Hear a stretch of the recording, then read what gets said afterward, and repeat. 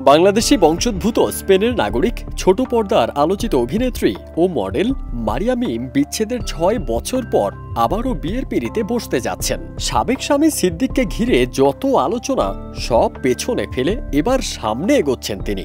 নতুন প্রেম, প্রেমিককে বিয়ে, নতুন জীবন। কদিন আগে প্রেমিকের সঙ্গে ইনস্টাগ্রামে রোমান্টিক ভিডিও দিলেও তার মুখ দেখাননি মিম, তবে ক্যাপশনে মাই লাভ লিখে একটি লাভ ইমোজি দিয়েছেন। সম্প্রতি এক সাক্ষাৎকারে মিম জানান খুব শিগগির প্রেমিককে বিয়ে করতে চলেছেন তিনি, তবে প্রেমিক কিন্তু মিডিয়ার কেউ না।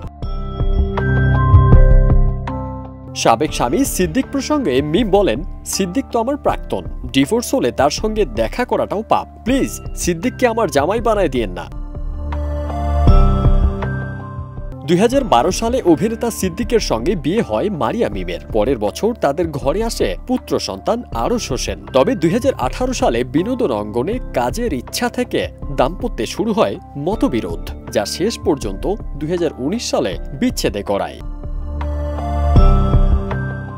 তবে সবকিছু ছাপিয়ে হার্টথ্রব মডেল মিম এখন আরও এক বিতর্কে।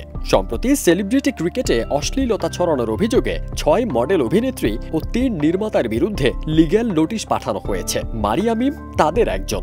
জবাবে মিম বলেন, জাকির হোসেন ভাইরাল হতেই আমার বিরুদ্ধে এই মামলা করেছেন। পাল্টা জবাবে সেই আইনজীবীর নামেই মামলা করার হুঁশিয়ারি দেন মারিয়া মিম।